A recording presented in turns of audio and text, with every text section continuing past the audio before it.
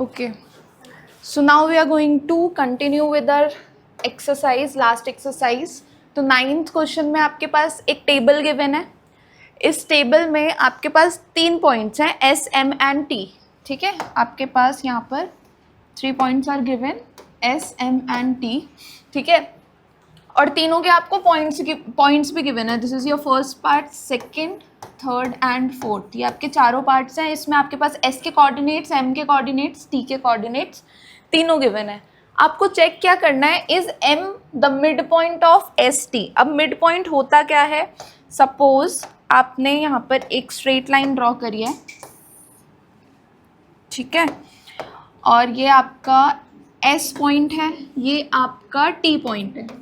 ठीक है, अब ये हो गया -3,0 as it is given in the question, और ये है आपका 3,0, और यहाँ पर कहीं पे एक एम पॉइंट लाई कर रहा है जिसका कोऑर्डिनेट आपको दिया हुआ है 0,0. अब आपको बस ये चेक करना है कि ये जो एम पॉइंट है, is it the mid point और नॉट. तो मिड पॉइंट का हमारे पास एक तो सिंपल सा फॉर्मूला होता है जो हम यूज भी करते हैं, x1 + x2 डिवाइडेड बाई 2, और दूसरे कोऑर्डिनेट के लिए y1 + y2 divided by 2. But यहाँ पर हम क्या चेक करेंगे, ये तो डायरेक्ट हम मिड पॉइंट फॉर्मूला लगाएंगे नहीं. हम यहाँ पर ये चेक करेंगे कि इसका डिस्टेंस और इसका डिस्टेंस अगर इक्वल है, दैट मीन्स अगर आपका एस एम किसके इक्वल आ रहा है, एम टी के इक्वल आ रहा है, तो m is the mid point. अगर दोनों डिस्टेंस ही इक्वल है तो मतलब ये m जो है एक ही पॉइंट पे लाई करेगा ना, इक्वल डिस्टेंस पे लाई करेगा, तो ये आपका हो जाएगा मिड पॉइंट. तो अब आप इसको सॉल्व कैसे करोगे, डिस्टेंस हम किससे निकालते हैं, डिस्टेंस फॉर्मूला से. तो हम यहाँ पर डिस्टेंस फॉर्मूला लगाएंगे. तो सबसे पहले निकालेंगे एस एम.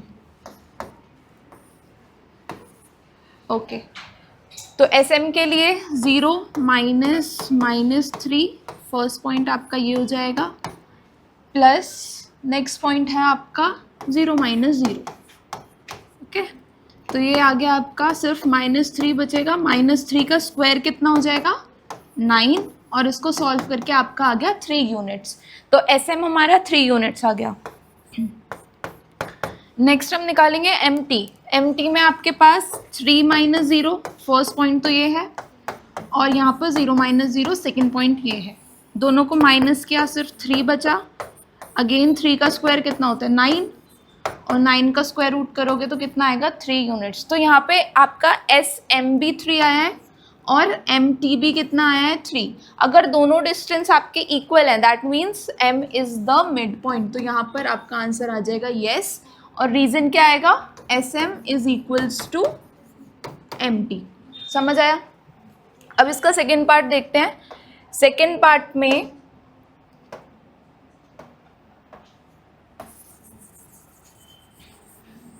पॉइंट्स तो आपके वही रहेंगे, बस चेंज क्या हो रहे हैं, कोऑर्डिनेट्स चेंज हो रहे हैं. कोऑर्डिनेट्स के अकॉर्डिंग आपका जो डिस्टेंस आएगा वो भी इक्वल आएगा. तो हमें ये चेक करना पड़ेगा कि वो इक्वल है या नहीं.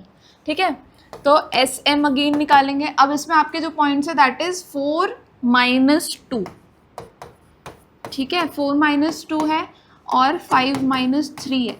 ठीक है, इसको माइनस करो, 2 का स्क्वायर, इसको माइनस करो, अगेन 2 का स्क्वायर, 4 + 4, ये आ गया आपके पास.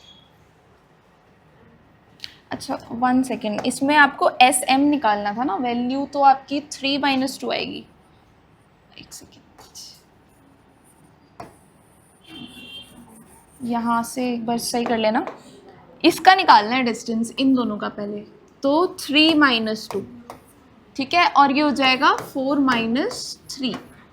तो ये हो गया आपके पास 1 स्क्वायर, और ये हो गया 1 स्क्वायर.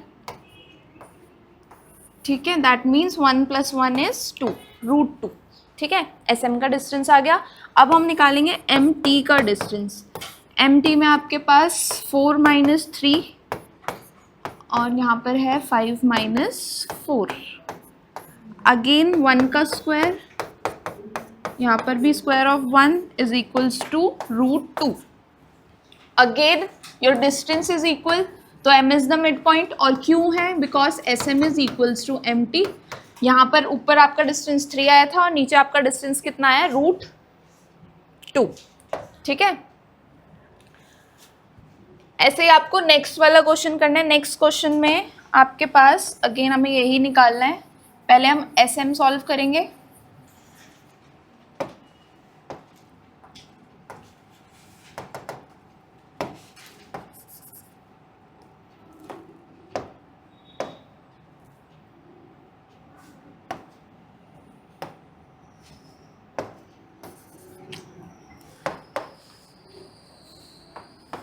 ठीक है, पहले SM सॉल्व करते हैं।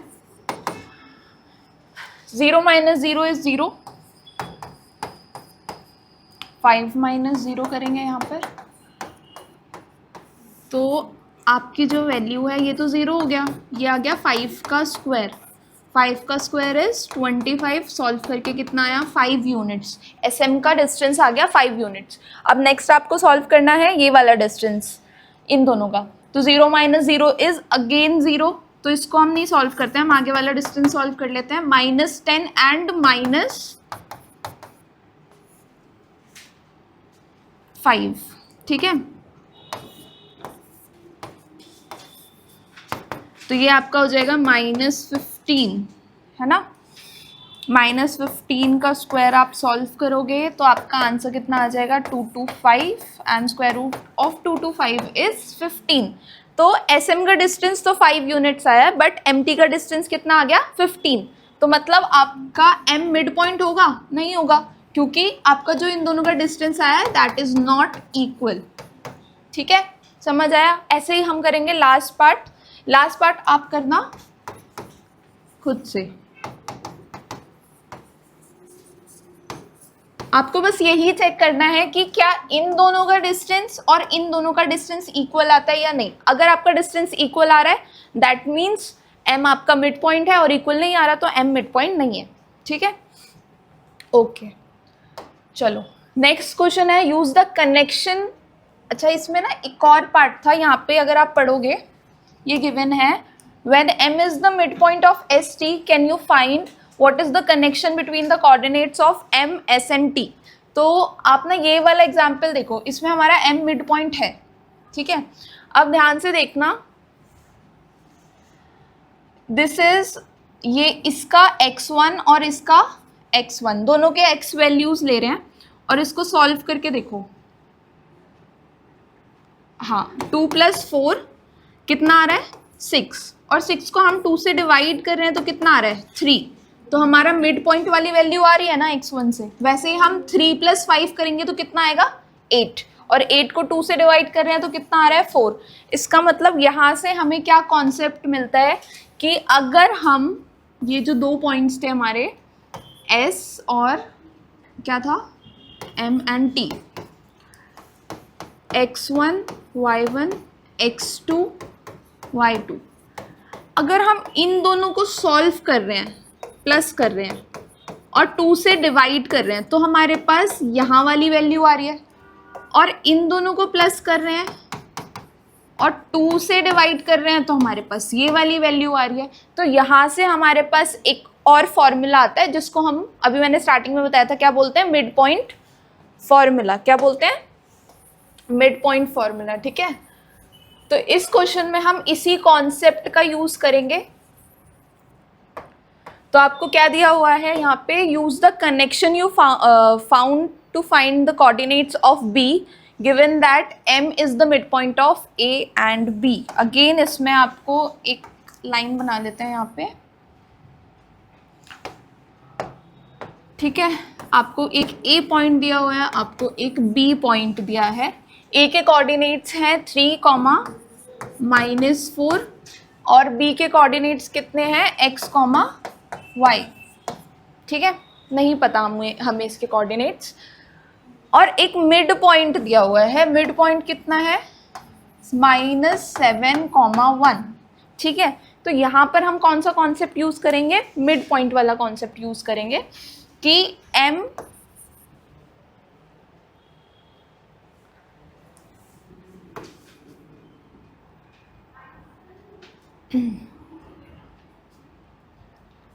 क्या था मिड पॉइंट का formula? x1 + x2 divided by 2,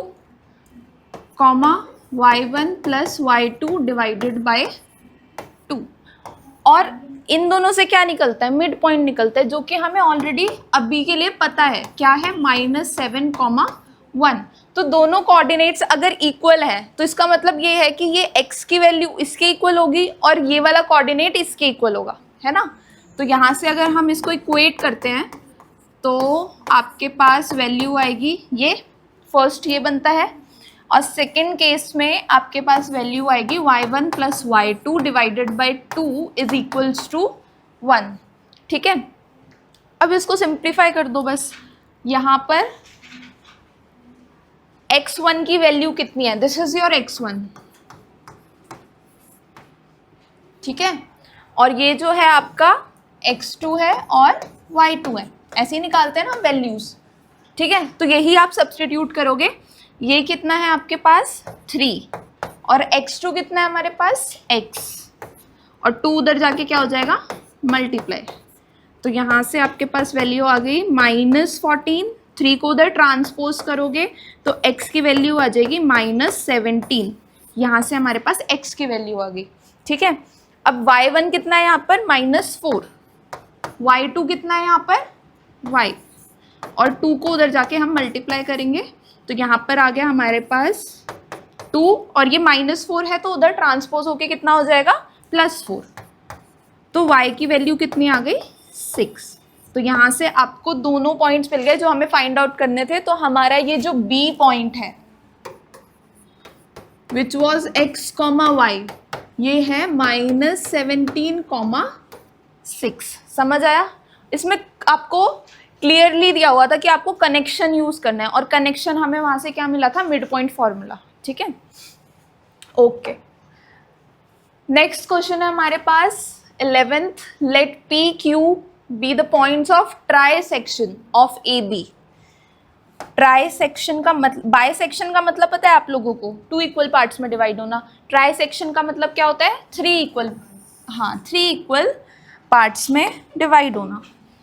तो आपको यहाँ पे पॉइंट्स दिए हुए हैं ए बी, एक लाइन है ए और बी जो कि ट्राइसेक्टेड है। ट्राइसेक्टेड मतलब 3 इक्वल पार्ट्स, और कौन से पॉइंट से ट्राइसेक्टेड है, पी से और क्यू से।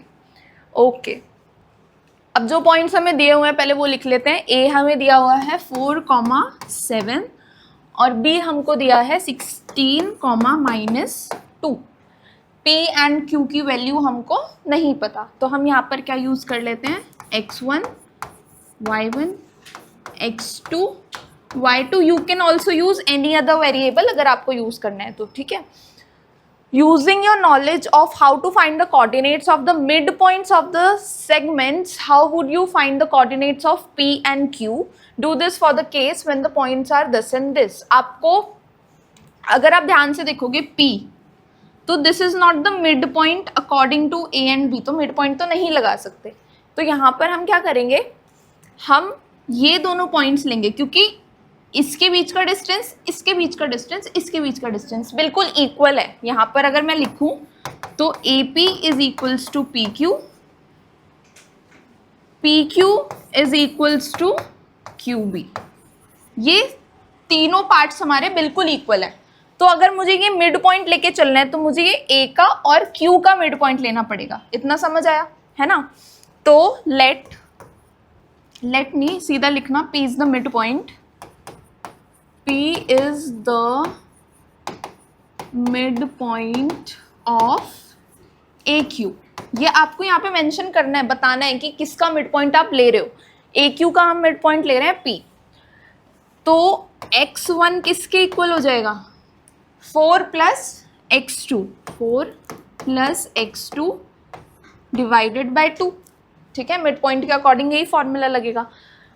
फिर हमारा y1 किसके इक्वल हो जाएगा, y1 equals to 7 + y2, 7 + y2 upon में 2। ठीक है, तो यहाँ से अगर मैं इसको सॉल्व करती हूँ फर्दर तो ये मेरी इक्वेशन क्या बनती है, ये इधर जाके क्या हो जाएगा, 2x1 is equals to 4 + x2, यही हो जाएगा।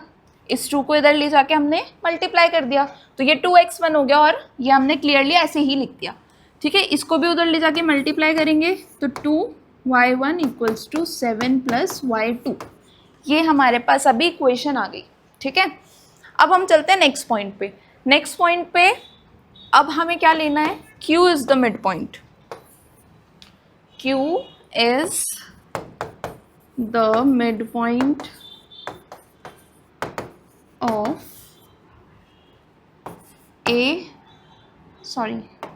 PB। अब आपका ये जो Q मिड पॉइंट है ये किसका है, इसका और इसका, PB का, क्योंकि इक्वल डिस्टेंस तो इनके बीच में है ना, इस पूरे के बीच में तो नहीं है। अगर हम सेक्शन वाइज ले रहे हैं तो हमें तो सिर्फ इतना ही पार्ट लेना है। तो PB का जो मिड पॉइंट है दैट इज Q। अब इसके अकॉर्डिंग फॉर्मूला लगाते हैं। x2 किसके इक्वल है, x1 प्लस 16 डिवाइडेड बाई 2, ठीक है। इसको सॉल्व किया, 2x2 equals to x1 plus 16, ये आ गया हमारे पास। जो जो इक्वेशन आती जा रही है हम उसको सॉल्व करेंगे। इसको हम फर्स्ट ले लेते हैं, इसको हम सेकंड ले लेते हैं, इसको हम थर्ड ले लेते हैं, और फोर्थ आपकी क्या बनेगी, y2 equals to y1 plus minus, plus minus क्या हो जाएगा, माइनस हो जाएगा, तो मैं एज इट इज़ माइनस ही लिख रही हूँ। इसको इधर सॉल्व किया, 2y2 equals to y1 minus 2, ये आपकी फोर्थ इक्वेशन बन गई। यहाँ पर हमारे पास 4 इक्वेशंस आ गई, ठीक है। अब इन्हीं इक्वेशंस को सॉल्व करके x1, x2, y1, y2 हमको निकालना है, ठीक है।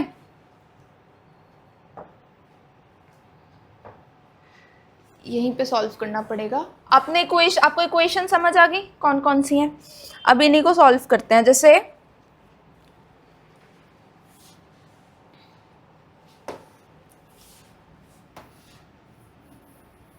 थोड़ी सी स्पेस बना लेते हैं।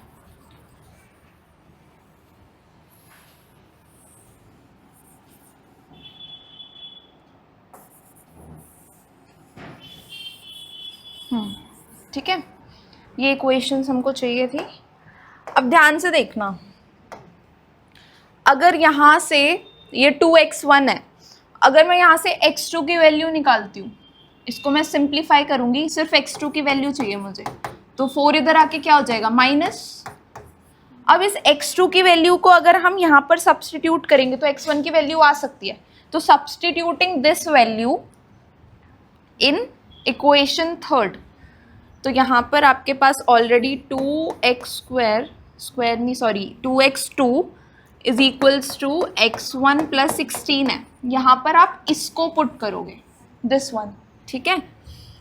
तो 2 तो ऑलरेडी है, ध्यान से देखना, 2 ऑलरेडी है। इसके बाद आपको ये वैल्यू पुट करनी है, 2x1 माइनस 4, फिर इक्वल्स टू में x1 प्लस 16।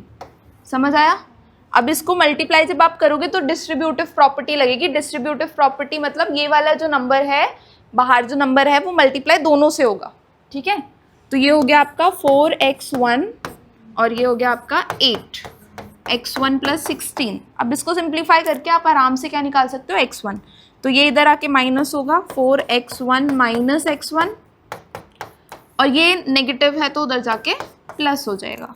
तो यहाँ से आप इसको माइनस करोगे तो कितना आएगा, 3x1, और ये आ जाएगा 16 प्लस 8 कितना होता है, 24। तो यहाँ से आपकी वैल्यू आ गई x1 की 8। 24 डिवाइडेड बाय 3 इज 8, ठीक है। तो x1 की वैल्यू आ गई। अब x1 की वैल्यू आपको पता है, तो इस इक्वेशन में जो आपकी फर्स्ट इक्वेशन थी, यहाँ पर आप सब्स्टिट्यूट करके x2 निकाल सकते हो। तो फ्रॉम इक्वेशन 1 जो कि हमारी थी 2x1 is equals to 4 plus x2, ठीक है, इसमें सब्स्टिट्यूट करो इसको।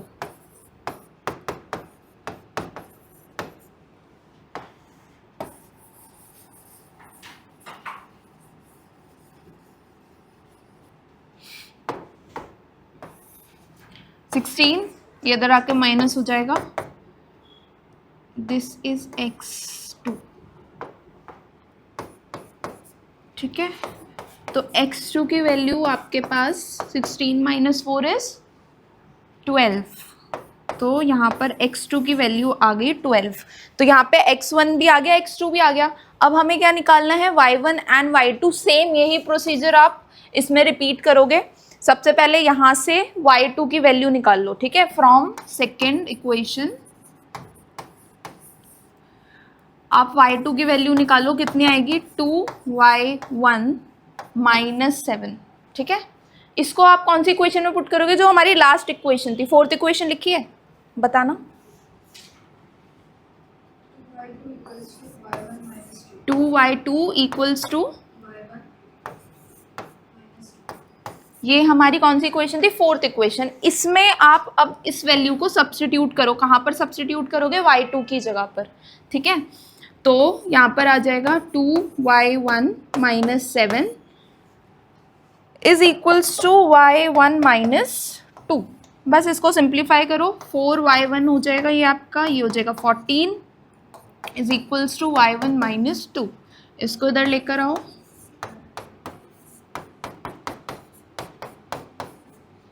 थ्री y1, ये कितना आएगा 12, तो y1 की वैल्यू आ गई 4, ठीक है। और इसी वैल्यू को आप अब किस में सब्स्टिट्यूट कर दो, जो आपकी थर्ड इक्वेशन थी, तो आपके पास किसकी वैल्यू आ जाएगी, y2 की वैल्यू आ जाएगी। तो सपोज ये वाली इक्वेशन है, second equation, 2y1 is equals to 7 plus y2। y1 निकाला है आपने, यहाँ पे सब्स्टिट्यूट करो, 8 इक्वल्स टू में 7 है, तो 7 इधर आके माइनस हो जाएगा, तो y2 की वैल्यू यहाँ से आपके पास कितनी आ गई, 1। तो हमारे पास सारी वैल्यूज आ गई। हमने p को लिया था x1 एंड y1, तो x1 आपका कितना आया 8 और y1 हमारे पास कितना आया है 4। तो ये हो गया आपका फर्स्ट कोऑर्डिनेट जो आपका p पॉइंट था। और नेक्स्ट था आपका q पॉइंट जो हमने लिया था x2 एंड y2, वो कितना आ गया आपके पास, x2 हमारे पास 12 है और ये हमारे पास 1 है, तो 12,1 ये आपके पास कौन सा कोऑर्डिनेट आ गया, q कोऑर्डिनेट। समझ आया, ठीक है, ओके। तो ये था हमारा क्वेश्चन नंबर 11। नेक्स्ट है आपके पास 12th क्वेश्चन। 12th क्वेश्चन में आपके पास अगेन 3 पॉइंट्स हैं। Show that these lie in a circle. Okay, हमें सर्कल चाहिए, इसमें सर्कल बना लेते हैं पहले।